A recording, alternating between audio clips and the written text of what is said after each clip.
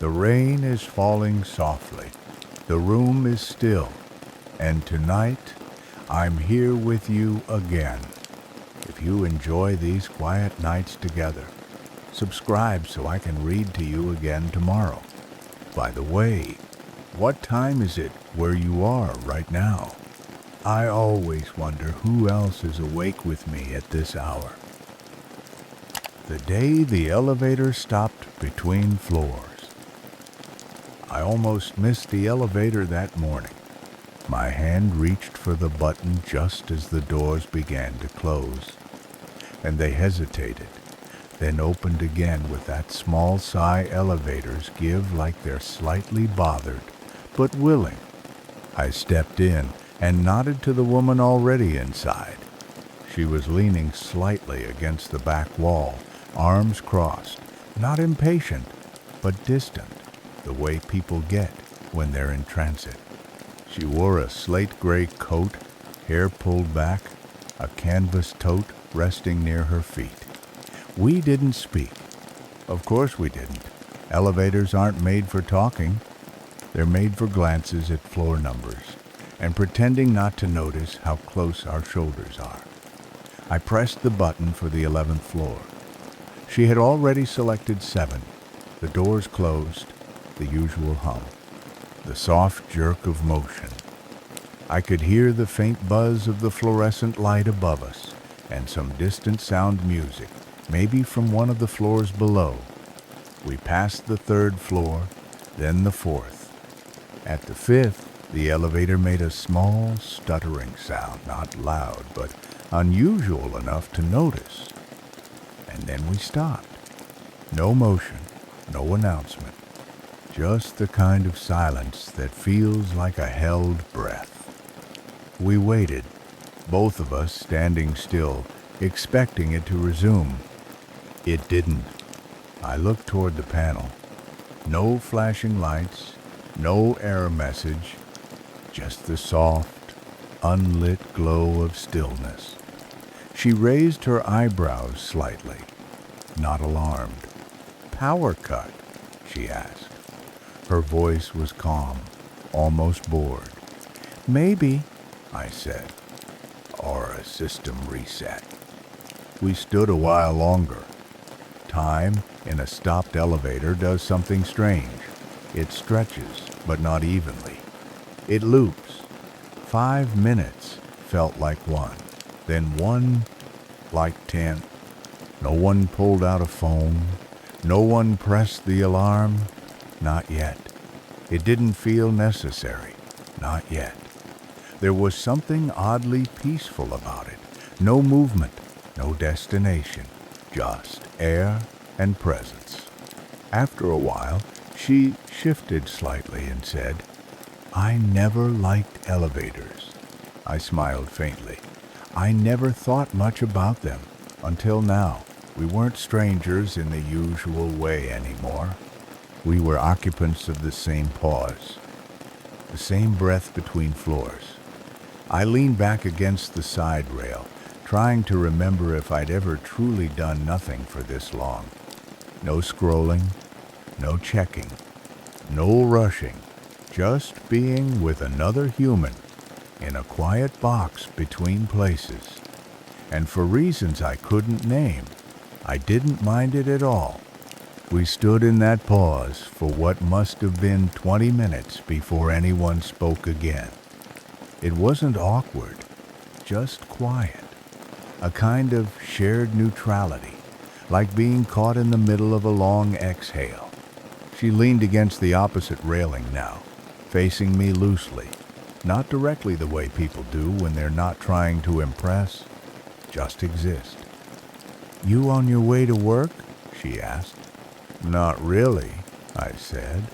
"I'm on my way to pretend I'm still needed there." She gave a small laugh. Not a loud one, but the kind that says I know exactly what you mean. "That's still better than pretending you want to be." "And you?" I asked. "Work?" She paused. "Reception. Medical office." She didn't sound thrilled, but not bitter either. like someone who'd accepted the trade. Time for money, repetition for security. You don't carry much, I said. She glanced down at her tote bag, then back up. I don't stay long. That was the first sentence she said that didn't feel surface level, and I didn't ask what she meant. I just nodded. Something about this space, this unmoving box, softly lit and gently suspended, made everything feel truer than usual. We didn't check our phones. We didn't press buttons. It felt less like we were trapped, and more like we had slipped out of the rotation of the world for a while. Somewhere in the walls above us, the elevator clicked faintly, like it was thinking. We both looked up, then away, unconcerned. You think they'll get us soon? I asked. Maybe, she said. Maybe not. She didn't sound worried. She sounded like someone who had learned to sit with uncertainty. I liked that about her. I looked at the floor beneath our feet. Funny, isn't it? How, when we're rushing, we wish the world would stop. And then when it does, we start thinking about all the things we've left unfinished. I didn't leave much, she said. Everything important's with me. I looked at her. She wasn't looking at me, just at the elevator door, as if it were a painting, not a barrier. That's a good way to live, she shrugged gently. It's a quiet way. We didn't need to speak more. Not right away. We just stood there, surrounded by a silence, not of absence, but of presence. As if the elevator hadn't broken, but chosen to give us a room with no clocks. And we, without meaning to, had accepted the invitation. It's strange how much you can learn about someone without asking the usual questions. We still didn't know each other's names. We hadn't exchanged anything biographical. No cities, no childhoods, no careers. But I was starting to recognize her rhythm, the way she tilted her head before speaking. The pause she left after certain words, like she wanted them to land gently, not just arrive. She was sitting now, legs folded neatly, tote bag by her side. I stayed standing back, resting lightly against the panel. You ever been stuck in an elevator before? I asked. Once, she said, when I was 13. I cried the whole time. 40 minutes. I raised an eyebrow. You seem calmer now. I ran out of panic sometime around 25, she said, and smiled. Just didn't feel worth it anymore. I liked that answer more than I expected. I always thought elevators were like moving limbos, I said. Not quite anywhere. Not quite nothing. You think that's a bad thing? No, I said. I think I've spent most of my life trying to find a space that doesn't expect anything of me. She nodded slowly. Maybe that's why this feels okay. There was a quiet beat after that. Not heavy, not awkward, just enough space for a thought to breathe. Then she reached into her bag and pulled out a folded piece of paper. I've had this list in here for 2 years, she said. Things I was going to do. When things settle, I looked at the paper.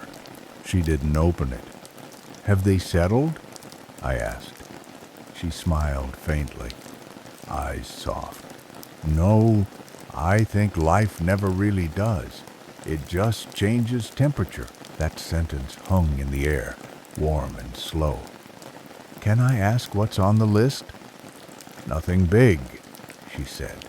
Touch the Pacific. Learn to make bread without a recipe. Write a letter I'll never send. Sleep for more than 9 hours. Learn how to ask for help without apologizing. I didn't answer right away. I just felt something shift in my chest. a kind of recognition, not of her list, but of the part of me that had one too. "I'd like to read that letter someday," I said quietly, "even if you never send it." She looked at me then, really looked, and I saw something behind her expression that felt like an unlocked room. "Maybe I'll write it here," she said. And in that moment, between unlit floor numbers and soft elevator hum, it didn't feel like we were waiting anymore. It felt like we'd arrived, not at a destination, but at a moment that mattered, quietly, without fanfare, the kind you only notice because your heartbeat slows, not speeds up. The lights in the elevator flickered once, not dramatically, just enough to remind us we were still between things, still paused, still held by something beyond our control. I glanced at her. She didn't flinch. Neither did I. We had reached a point where time didn't quite behave the way it usually did. We weren't counting minutes anymore. We weren't even waiting. We were simply here. "Do you think they've forgotten us?" I asked, half smiling. She leaned her head back against the mirrored panel, eyes drifting upward. "Maybe. Or maybe this is the universe buying us a little time." "Time for what?" I asked. For whatever we usually run from, the hum of the elevator filled the silence that followed. I thought about how many things I had moved through lately without being present. Conversations I'd nodded through. Mornings I didn't remember arriving in. Days that slipped by unnoticed, like breath you forget to track. And here, in this narrow space with soft lights and still air, I was more awake than I'd been in weeks. "What would you be doing right now if the elevator hadn't stopped?" I asked. She laughed softly, filling out intake forms, telling someone their appointment was moved, pretending I care about the coffee in the break room. "And do you?" "Care?" She paused. "About the coffee?" "No, about the people. Maybe more than I let on." She turned her head just slightly toward me. "And you?" "Emails?" I said. "Meetings. Trying to look like I belong in rooms that don't feel like mine." She gave a quiet nod, like she'd heard those words before. "I wonder how many people would stay in here if they knew what it felt like," she said. No pressure to be productive, no roles to play, just air and time. I thought about that, about how rare it was to find spaces that didn't demand something of you, how this accidental pause had become a kind of shelter, not from danger but from noise. "Do you think it'll start moving again soon?" I asked. She didn't answer right away. Then, calmly, "I hope not just yet." We sat with that. Two strangers with lives waiting above and below us, and no urgency to return to them. Not because we were running from the world, but because, for once, we had found a space where the world didn't follow. No clocks, no expectations, just the quiet knowledge that nothing was being asked of us except to be exactly who we were, exactly here. It wasn't something I'd planned to share, not here, not with her. But the stillness had a way of loosening things. It made the unsayable feel less sharp. "I had a friend once," I said slowly, watching the floor as I spoke. "Not just a friend, really, more than that. But we never said it out loud, just stayed close for years, danced around the words, until one day they weren't there anymore." She didn't interrupt. Her hands were resting in her lap, open, still. "Did they leave?" she asked softly. "They moved," I said. "Not far, at first, then farther, and eventually they stopped calling back. I didn't ask why. I think I was too afraid the answer would be something I already knew, like that I'd waited too long to say something, or maybe I never really knew how. She nodded slowly. I think people like us, she said, the ones who carry things in quiet, we often mistake silence for safety. I looked at her then. Her eyes weren't searching, just present. Still, did you ever regret something you didn't say? I asked. She took a breath, not rushed, like the question had been waiting for her.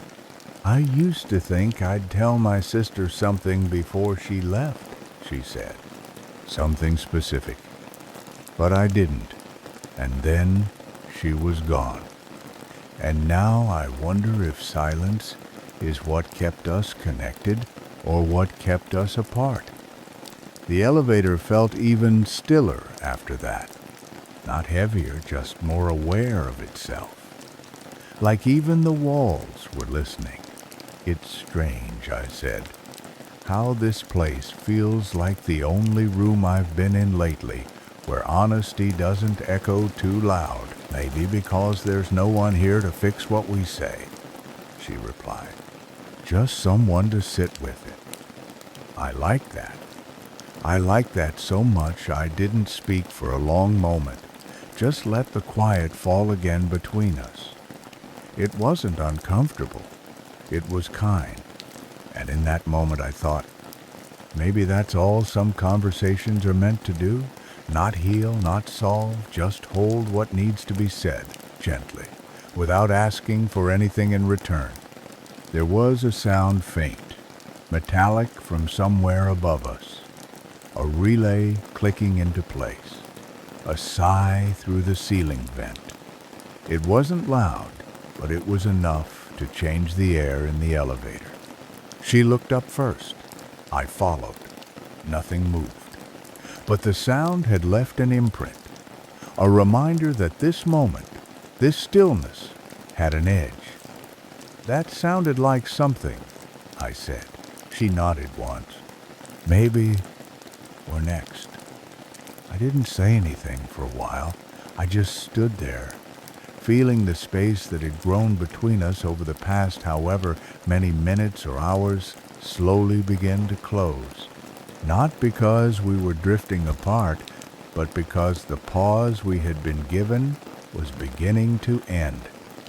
It's strange, she said. I thought I'd want out of here the moment the lights flickered. But now it feels like we were meant to be here a little longer. I finished. She smiled, small and sad. Yeah. I looked at her tote bag, the folded paper still peeking from the top. Did you ever finish the list?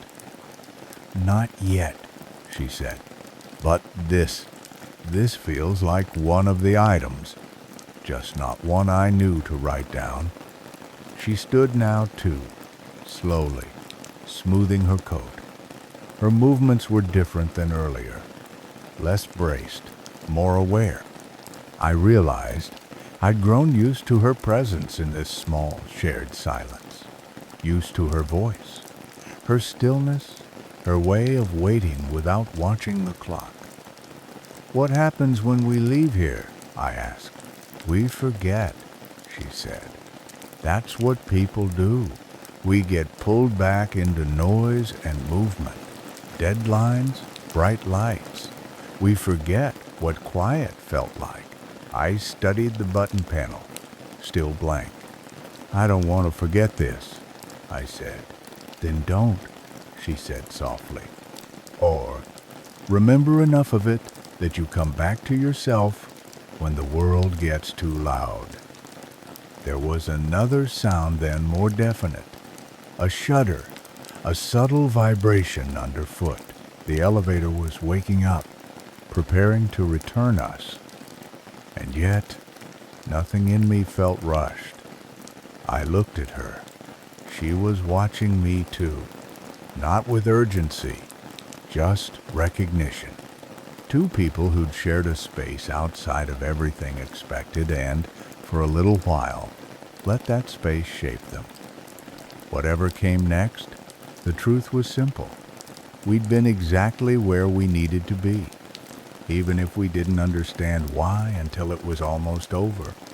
The light above the panel blinked once, then settled into a steady glow. A soft whir rose beneath our feet, the slow hum of a motor re-engaging, of systems returning to motion. We looked at each other, not with alarm, but with something softer, a knowing. "Looks like we're moving again," I said, though we hadn't yet. "Soon?" she replied. Neither of us shifted. Neither of us gathered our things. We just stood there, letting the moment linger, like a final page we weren't quite ready to turn. "Do you think we'll talk again?" I asked. And I immediately regretted the way it sounded fragile, too open. But she didn't flinch. "Maybe not," she said honestly. "But I don't think we need to." I nodded. She was right. What had passed between us didn't require a future to make it real. It had been real in the stillness, in the quiet confession, in the way we'd let each other just exist. "I'll think about this," I said, more to the space than to her. "So will I." She reached into her bag, pulled something small, a piece of paper, folded once and held it out. "Don't read it now," she said. "Wait until you're alone." I took it without asking what it was. It didn't feel like an exchange. It felt like a continuation. The elevator gave a subtle jolt, not harsh. Just a breath drawing in, and we both felt the floor begin to rise. Slowly, steadily. We didn't speak as it climbed. 7, 8, 9. I glanced once at the panel. She didn't. Her eyes were closed, as if she were imprinting something behind them. I wanted to say something more, something small and final, but I didn't. Some silences should stay intact. And then came the soft ding, a chime that sounded both distant and too soon. The doors opened to a hallway flooded with normal light.